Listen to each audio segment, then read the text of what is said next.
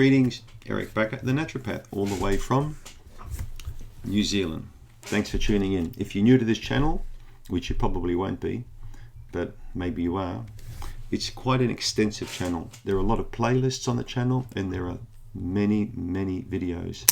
So be sure to look at the areas of interest, for you. Otherwise you're just going to get swallowed up with information. There's so much information. But thanks for coming back to my regulars, and if you're not a subscriber, then it'd be cool if you were. Right. Now, what do we got? What to do if your doctor says the only way to get relief from your gut problems is by way of a colectomy or ileostomy. So these are operations, basically chopping up bits of bowel, connecting stuff up again. Doctors like operations. Many doctors have friends that are surgeons. And many surgeons have friends that are doctors. They're drinking buddies, they're golfing buddies, they're all kinds of buddies. I've been in the medical game a long time now. I know many medical professionals, and I speak in very high regard of doctors and surgeons, because nearly all of them I know are fantastic people doing an incredible job. Even today with COVID, a lot of people are putting their neck on the line. It's incredible. So I'm not here to bash doctors or to malign them or to say that the profession sucks, because it doesn't. We seriously need good surgeons, and there are many good ones out there. However, on the flip side, there are a lot of dodgy ones too, if you know what I mean, that will sort of get together with friends, around men's clubs and things like this, and hey buddy, I got this patient. Well, I could be speaking in Portuguese, but I'm just using an American accent. And this woman's got a damn bowel problem. Can you sort it out for me and maybe do some plumbing or something? Yeah, man, I can do that. Cool. So a lot of bouncing around happens between doctors and surgeons. Okay. Now, I'm not saying this in a bad way. Okay. Because mechanics will send your car to an auto electrician, or to the guy who does the tires. Okay. Or to the guy who does the spray painting. Okay. So there is a lot of bouncing around in business. But some doctors are not really on the level, if you know what I mean. They'll quickly refer a patient very quickly to a surgeon for an operation. Now, we were talking about, is there a need for these operations? There absolutely is a need. But I can tell you something. I've had patients, I swear I've had patients several times that had operations that did not need those operations. Okay, it was done prematurely with haste. They'll push through a system. It was unrequired.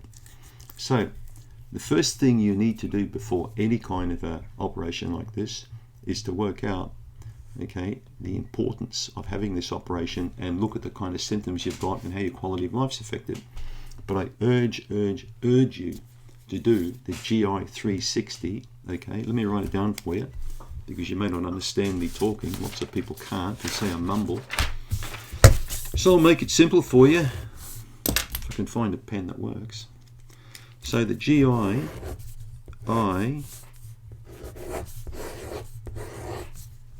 there. Can you see that? GI 360, okay? Then the company, doctors, man, you wouldn't believe it, the pen's running out.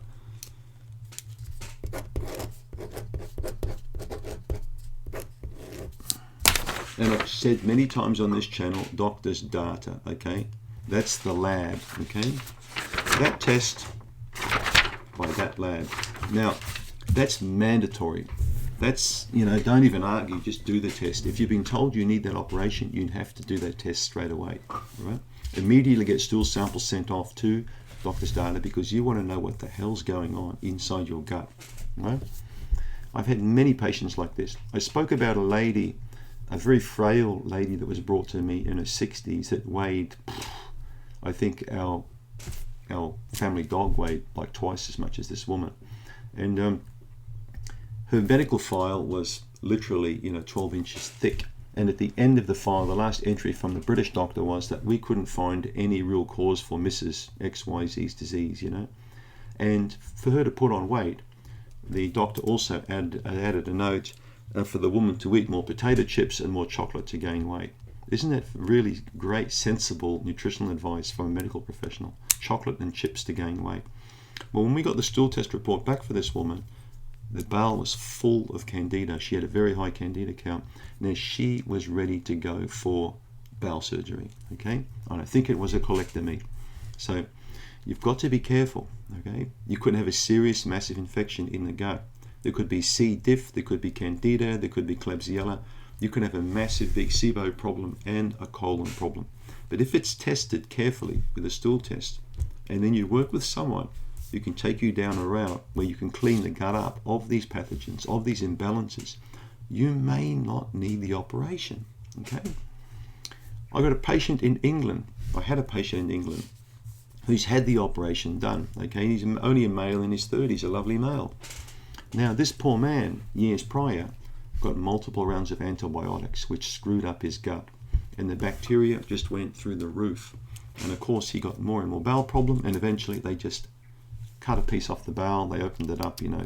It's not the way to do it. One of the most common gut operations in America in the 1900s, turn of the century, I think it was between 1895 and about 1905, was to take about 12 inches off the colon because it improved constipation. Now you may laugh, but you go and Google it, okay? It was a common operation. People were opened up, they took a foot off the bowel, they sewed them up again, and then of course they didn't have a constipation problem. Now they're pooping like ducks all of a sudden. They went from one extreme to the other. Right? In my opinion, for where I'm sitting, people don't need gut operations. They need properly sorting out. The cause needs addressing, they need fixing up. Even my father-in-law had to have bowel operations and surgery. And I've been with my wife now for, 34 years. But when I first met this guy, his favourite meal, guess what it was? Lots and lots of pork fat. Heaps of pork fat. So when you live like that, you're going to ruin your gut. And then, of course, you know, you're going to get heartburn. And so this guy had all these bottles of antacids all lined up on a shelf.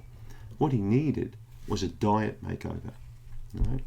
But remember we spoke about stuff up here.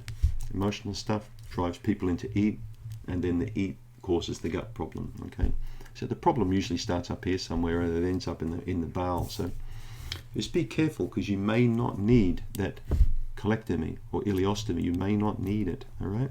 If you've got inflammatory bowel disease and you're staring down the barrel of a gut operation, for God's sakes, get that stool test done. It could save you a lot of misery. I had a 27-year-old female patient with a bag. Okay. Also antibiotic-induced damage, and they ended up taking her colon out. It's not necessary. If things are fixed up here, they don't become a problem there. I mean, how easy could it be? Thanks for tuning in.